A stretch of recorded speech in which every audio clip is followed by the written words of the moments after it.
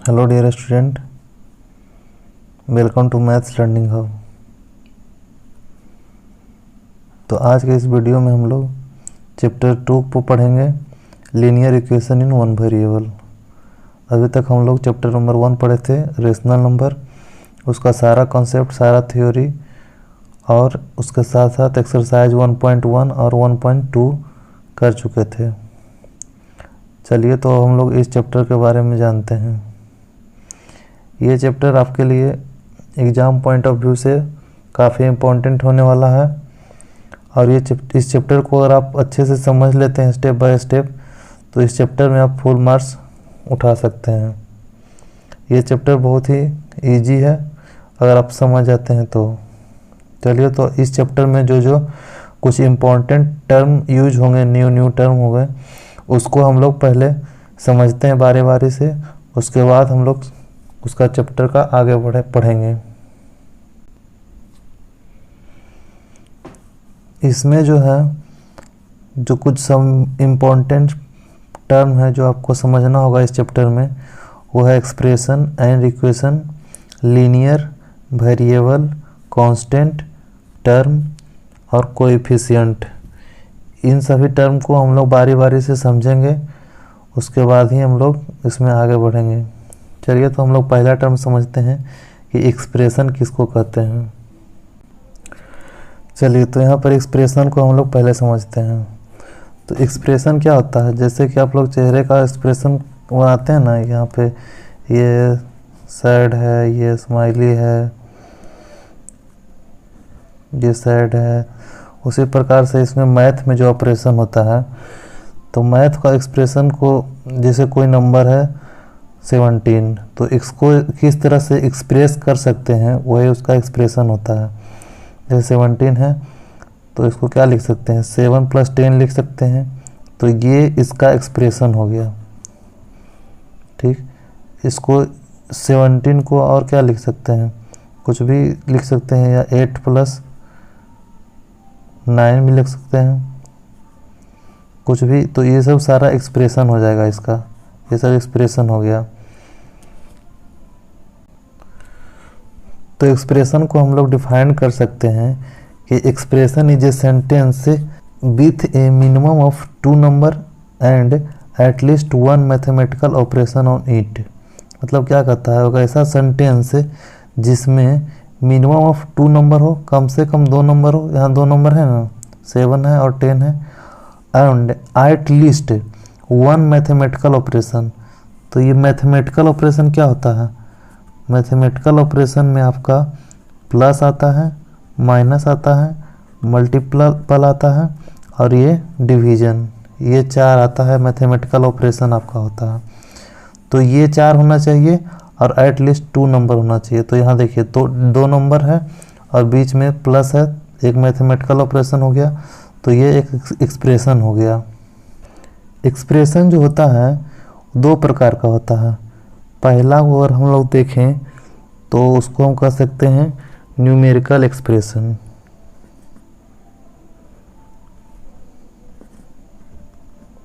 Numerical expression, या इसी को हम लोग कहेंगे अर्थमेटिक एक्सप्रेशन।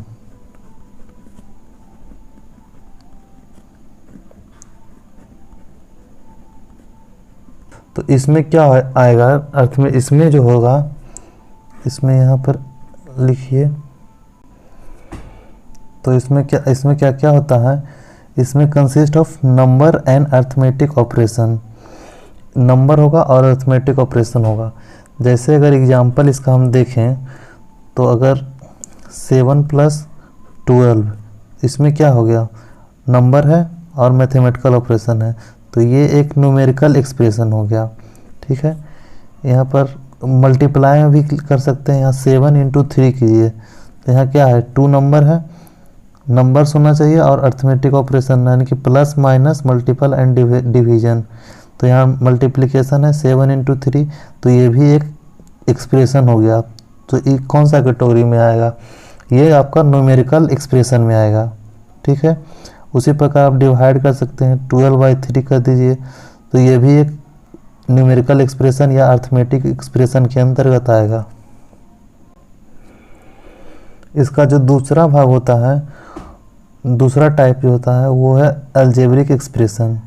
अलजेब्रिक एक्सप्रेशन में क्या होता है कि उसमें consist of unknown variable, number and arithmetic operation या मैथमेटिकल ऑपरेशन होता है। मतलब क्या हो गया, इसमें अननोन वेरिएबल्स होंगे, नंबर होगा और अर्थमेटिक ऑपरेशन होगा।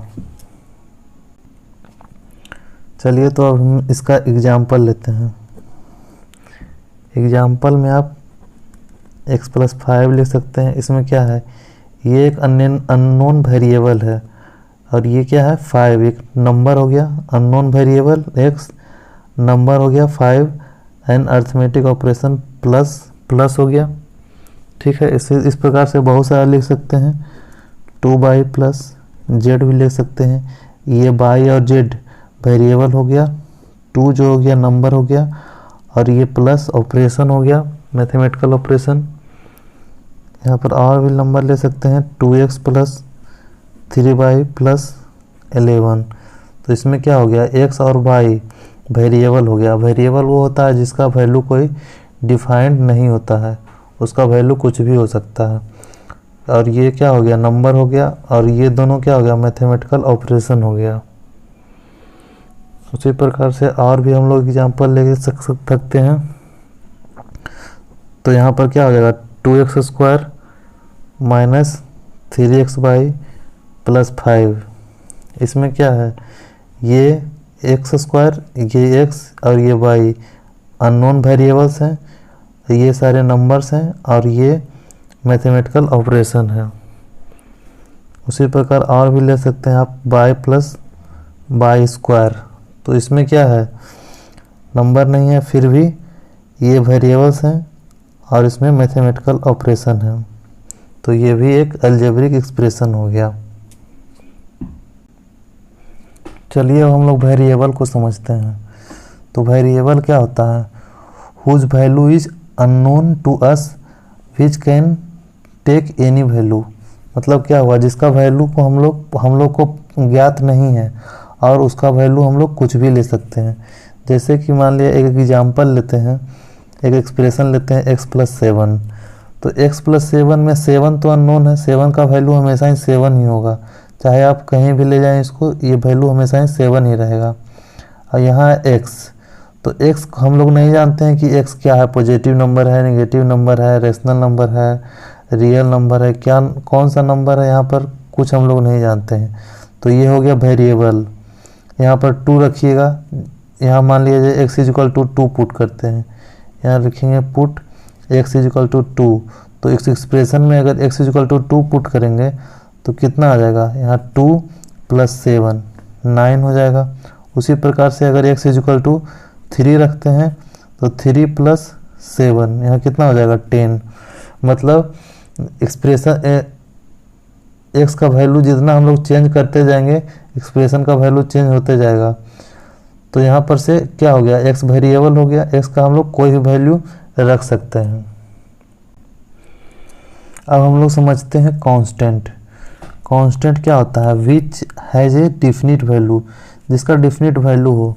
मान लीजिए लिख दिए 7 + 10, तो इसमें क्या 10 हमेशा 10 ही रहेगा और 7 हमेशा 7 ही रहेगा। तो ये दोनों जो हो गया कांस्टेंट हो गया। यहाँ पर लिखते हैं x + 12, तो क्या हो गया, यहाँ पर x क्या है, x वेरिएबल है और 12 क्या है, 12 एक कांस्टेंट वैल्यू है। तो 12 का वैल्यू जो होगा हमेशा हर जगह 12 ही होगा। ठीक है, अब हम लोग नेक्स्ट टर्म समझेंगे कोएफिशिएंट क्या होता है। Coefficient, it is a constant value used with the variable terms. मतलब एक कांस्टेंट वैल्यू होता है, कोएफिशिएंट हमेशा कांस्टेंट होगा और यूज्ड कहाँ पर होगा, वेरिएबल के साथ हमेशा ही आएगा। जैसे कि इसको अगर एग्जांपल से हम लोग समझे तो यहाँ पर अगर 3x² + 4x + 5 है मान के चलिए, तो इसमें कोएफिशिएंट कौन हो गया, क्या कहता है कि कांस्टेंट टर्म होगा और वेरिएबल के साथ आएगा। तो ये x² क्या है, वेरिएबल है, तो इसके साथ जो मल्टीप्लाई में होगा ये इसका कोएफिशिएंट होगा। यहाँ पर अगर पूछेगा कि कोएफिशिएंट ऑफ एक्स स्क्वायर, तो इज क्या हो जाएगा, यहाँ पे 3 हो जाएगा। ठीक उसी प्रकार यहाँ x है, तो x के कोएफिशिएंट में क्या है, मल्टीपल में, मतलब साथ में क्या है, 4 है। तो यहाँ पर उसी प्रकार पूछेगा कोएफिशिएंट ऑफ x इज, तो यहाँ पर क्या हो जाएगा, 4 हो जाएगा। कांस्टेंट टर्म है ना, 3 4 आया यहाँ पर, 3 क्या है कांस्टेंट टर्म है, 4 क्या है कांस्टेंट टर्म है, और किसके साथ था, वेरिएबल के साथ था मल्टीपल में, तो वही हुआ कोएफिशिएंट। अब हम लोग समझते हैं नेक्स्ट पॉइंट, टर्म क्या होता है। तो टर्म, इसको एग्जांपल से अगर हम समझें तो यहाँ पर अगर हम एक एग्जांपल लेते हैं 4x + 5, तो इसमें अगर पूछा जाए कि कितने टर्म हैं, तो आपको लग रहा होगा एक टर्म है और 2 टर्म है।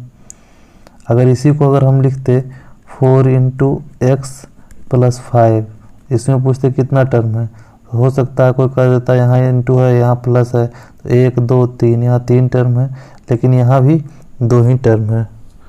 कैसे 2 टर्म है, कि यहाँ पर क्या बोले थे कि प्लस और माइनस हमेशा टर्म को सेपरेट करता है, मतलब जहाँ भी प्लस होगा वहाँ एक दूसरा टर्म बना लेगा। ये फर्स्ट टर्म है, यहाँ प्लस आ गया, ये दूसरा टर्म हो गया। यहाँ पर मल्टीपल में है, मल्टीपल में है तो ये क्या होगा, मल्टीप्लाई होकर एक ही टर्म बन जाता है। इसीलिए यहाँ पर आप मल्टीप्लाई करके एक ही टर्म बन जाता है, तो मल्टीप्लाई क्या करता है, एक टर्म को सेपरेट नहीं करता है। उसी प्रकार अगर एग्जांपल लेते हैं 2x - 5 का, तो इसमें भी क्या है, 2 टर्म है, और माइनस क्या है, इसको सेपरेट कर रहा है टर्म को, ये पहला टर्म है और ये दूसरा टर्म हो गया। उसी प्रकार अगर हम देखें तो 2x × 5 लिखें, यही अगर हम इंटू में लिखते 5, तो क्या हो जाता है, यहाँ पर आप 2 टर्म नहीं कर सकते थे। क्यों, क्योंकि यहाँ 2x × 5 अगर मल्टीप्लाई करते तो 2 × 5 कितना हो जाएगा, 10, और ये x 10x हो जाता, तो ये तो एक ही टर्म हो गया। तो क्या यहाँ पर से आप क्या समझे टर्म में, कि प्लस और माइनस हमेशा टर्म को सेपरेट करता है, मतलब यहाँ प्लस आया तो यह 2 टर्म बन गया, यहाँ माइनस आया ये 2 टर्म बन गया, लेकिन यहाँ मल्टीपल आया तो यहाँ एक ही टर्म रहा। ठीक है, टर्म जो होता है 2 प्रकार का होता है, लाइक टर्म और एक अनलाइक टर्म। तो पहला हम लोग समझते हैं लाइक टर्म। लाइक टर्म क्या होता है, same variable with same power, variable भी सेम होना चाहिए और पावर भी सेम होना चाहिए। जैसे आप लोग एग्जांपल से अच्छे से समझेंगे, यहाँ पर अगर हम लोग कहें 7x और यहाँ पर 5x, ये दोनों क्या है, वेरिएबल सेम है, x है, यहाँ भी वेरिएबल, यहाँ भी x है। पावर हम लोग देखेंगे वेरिएबल का, तो यहाँ पर x का पावर कुछ नहीं है, तो क्या है, x का पावर 1 है, यहाँ भी x का पावर 1 है, तो ये दोनों टर्म क्या हो जाएगा, आपका लाइक टर्म हो जाएगा। वही अगर यहाँ पे 7x² रहे और दूसरा टर्म रहे 5x², तो यहाँ पर देखिए क्या होता है, वेरिएबल हम लोग देखेंगे तो यहाँ पर क्या है, x² है और x/² है, तो यहाँ तो वेरिएबल x और y यहाँ भी है, x और y यहाँ भी है, तो वेरिएबल तो दोनों सेम है। लेकिन यहाँ पर अगर हम पावर चेक करें तो यहाँ पर x वेरिएबल का पावर 2 है और यहाँ पर x वेरिएबल का पावर 1 है, यहाँ पर y वेरिएबल का पावर 1 है, यहाँ y वेरिएबल का पावर 2 है। मतलब कि वेरिएबल तो सेम है, x/y और x/y दोनों में है, लेकिन जब इसका हम लोग पावर चेक करते हैं तो पावर डिफरेंट होता है। तो ये दो जो होगा ये अनलाइक हो जाएगा, अनलाइक टर्म, और ये दोनों क्या हो जाएगा, लाइक टर्म हो जाएगा। अब हम लोग समझते हैं अनलाइक टर्म। तो अनलाइक टर्म का 2 केस बनता है। पहला में होता है कि अगर डिफरेंट वेरिएबल हो, वेरिएबल ही डिफरेंट हो जाए। जैसे कि अगर एग्जांपल में एक ले तो यहाँ पर मान लीजिए 7x लेते हैं और यहाँ पर 5y लेते हैं। अगर इस दोनों को पूछा जाए कि ये दोनों टर्म जो है लाइक टर्म है या अनलाइक टर्म है, तो यहाँ पर वेरिएबल ही डिफरेंट है, तो यहाँ पर हम लोग इसको अनलाइक टर्म कहेंगे। लाइक टर्म में हमेशा अगर एडिशन सब्ट्रैक्शन मैथमेटिकल ऑपरेशन होता है और अनलाइक टर्म में हम लोग मैथमेटिकल ऑपरेशन नहीं कर सकते हैं। जैसे 7x और 5y है, इसको अगर हम जोड़ेंगे तो जुड़ सकता है। यहाँ पर x वेरिएबल है, यहाँ y वेरिएबल है, तो दोनों अलग अलग है, तो हम लोग नहीं जोड़ सकते हैं, ना ही घटा कर सकते हैं, कोई भी मैथमेटिकल ऑपरेशन इसमें नहीं कर सकते हैं। अगर वही लाइक टर्म रहता, मान के चलिए यहाँ पर 7x रहता और यहाँ पर 2x रहता, दोनों लाइक टर्म हो गया, ये वेरिएबल भी सेम है और इसका पावर भी सेम है, मतलब ये लाइक टर्म है। तो इसमें क्या प्लस करेंगे तो 7x प्लस 2x क्या हो जाएगा, 9x हो जाएगा। यहाँ सब ऑपरेशन मैथमेटिकल ऑपरेशन कर सकते हैं, आप प्लस कर सकते हैं, माइनस भी कर सकते हैं, मल्टीप्लिकेशन भी कर सकते हैं, डिवीजन भी कर सकते हैं। यहाँ तो आप क्या समझे कि जब भी एडिशन और कोई भी इक्वेशन आएगा तो उसमें आप मैथमेटिकल ऑपरेशन सिर्फ लाइक टर्म के साथ ही करेंगे। यहाँ पर इसका पढ़ने का यही मतलब हुआ। दूसरा होता है same variable with different power, मतलब यहाँ पे क्या same variable with different power, यहाँ पे वेरिएबल सेम है लेकिन पावर डिफरेंट है। जैसे एग्जांपल में अभी पीछे में बताए थे कि सेम वेरिएबल हो, मतलब कि x 7xy है यहाँ पे, और दूसरा कोई टर्म है 2 डिफरेंट सेम वेरिएबल, मतलब सेम वेरिएबल लेंगे, यहाँ पर मान लिया बाई स्क्वायर ले लिए, ठीक है। तो यहाँ पर 7xy और 2xy स्क्वायर है। तो अगर ये दोनों में पूछा जाए कि ये लाइक टर्म है कि अनलाइक टर्म है, तो यहाँ पर हम लोग चेक करेंगे दोनों कंडीशन। पहला कंडीशन क्या होता है, डिफरेंट वेरिएबल, तो यहाँ पर देख रहे हैं x और y, यहाँ भी x और y, मतलब वेरिएबल तो दोनों सेम ही है। तो दूसरा कंडीशन में जाएंगे same variable with different power. अब हम लोग पावर चेक करेंगे, तो यहाँ पर x का पावर क्या है 1, यहाँ भी x का पावर 1 है, ये तो ठीक है। यहाँ क्या है y का पावर क्या है 1, यहाँ y का पावर 2 है, मतलब क्या दोनों डिफरेंट पावर हो गया, मतलब अनलाइक टर्म होगा। तो यहाँ पर 7xy है और यहाँ पर 2xy स्क्वायर है, दोनों में हम लोग कोई मैथमेटिकल ऑपरेशन नहीं कर सकते हैं, ना ही जोड़ सकते हैं ना घटा सकते हैं। तो ये दोनों टर्म को में कोई ऑपरेशन मैथमेटिकल ऑपरेशन नहीं होगा, तो ये दोनों अनलाइक टर्म हो गया। आज की वीडियो यहीं तक रखते हैं। अगला जो और सारा टर्म है, कुछ 2-3 टर्म और है, जैसे कि अलजेब्रिक एक्सप्रेशन में 3 प्रकार का होता है। इक्वेशन क्या होता है, लीनियर क्या होता है, लीनियर इक्वेशन क्या होता है, लीनियर एक्सप्रेशन क्या होता है, उसको हम लोग अगले वीडियो में देखेंगे। इस चैप्टर इसमें क्या करना है, इस वीडियो को आपको 2 से 3 बार अच्छे से देखना है, एक एक पॉइंट को समझना है और उसमें साथ साथ नोट्स बना लेना है इस चैप्टर इसका। ये आपका जो जितना भी पॉइंट समझाए हैं, ये पॉइंट बहुत ही इम्पोर्टेंट है, जो आपको पूरे चैप्टर को समझने में बहुत हेल्प करेगा। वीडियो अगर अच्छा लगा हो तो लाइक कीजिएगा, चैनल को सब्सक्राइब कीजिएगा, जिससे आपको बेल आइकॉन दबा लीजिएगा और नोटिफिकेशन इसलिए आपको मिलता रहेगा इस वीडियो का। और दोस्तों में शेयर कीजिए, जिससे कि और भी लोग के पास ये वीडियो पहुंचे और ज़्यादा लोग देख सके वीडियो को। ठीक है, तो मिलते हैं नेक्स्ट वीडियो में।